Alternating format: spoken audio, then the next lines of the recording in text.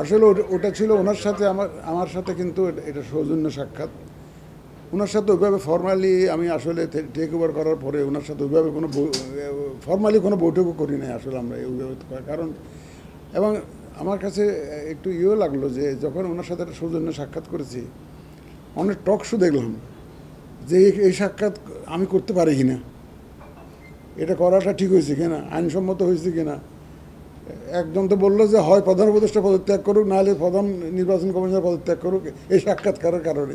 অথচ আপনারা বলেন যে উনি তো লন্ডনে একটা কথা বলে আসছেন, আপনার সাথে কি যোগাযোগ হয়েছে, কী কী ইলেকশন কবে হতে পারে।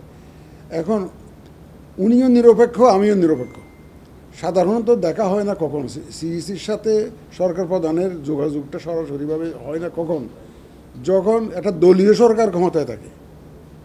সরকারের পরিচালনায় যদি একটা রাজনৈতিক দল চলে, তাহলে তো প্রধান যিনি হেড অফ দি গভর্নমেন্ট থাকেন উনি যদি দলীয় প্রধানও হন, একটা দলের প্রতিনিধি হন, তাহলে তো উনি ইলেকশনে প্রভাব বিস্তার করতে পারেন না নিজের দলের জন্য। সেই জন্য CEC is not suppose to meet the head of the government. মূলত এটা হচ্ছে মূল কারণ। এখানে আমি যেমন নিরপেক্ষ, এটা উনিও কিন্তু নিরপেক্ষ। এই সৌজন্য ইট ওয়াজ মূলত একটা সৌজন্য সাক্ষাৎকার, একদম একদম সৌজন্য সাক্ষাৎকার। তবে আপনারা সভাপতি প্রশ্ন করতে পারেন যে একজনের সাথে যদি সৌজন্য সাক্ষাৎ হয় তাহলে কি আমরা দুজনে সালাম আলাইকুম ওয়ালাইকুম সালাম দেখে চুপচাপ বসেছিলাম? এটা তো এই প্রশ্ন তো জাগাটা স্বাভাবিক।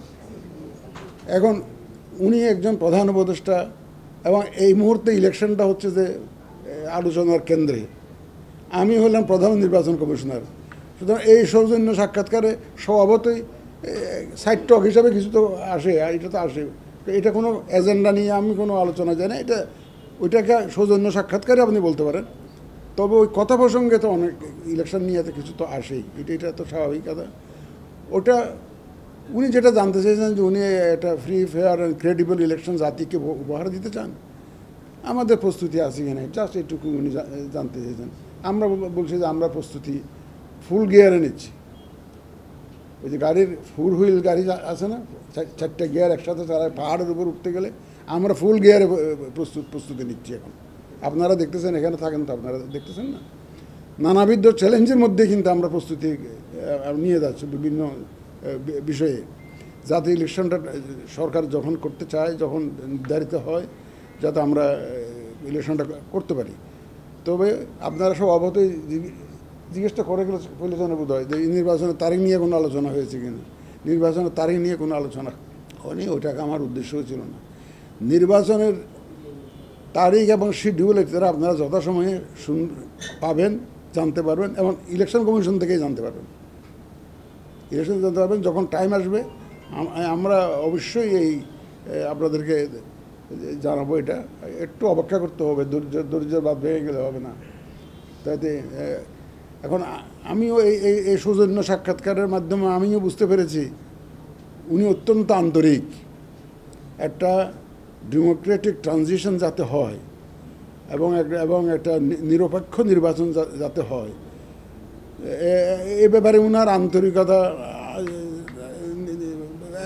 প্রশ্নাতীত। আমি বলবো এটা প্রশ্নাতীত।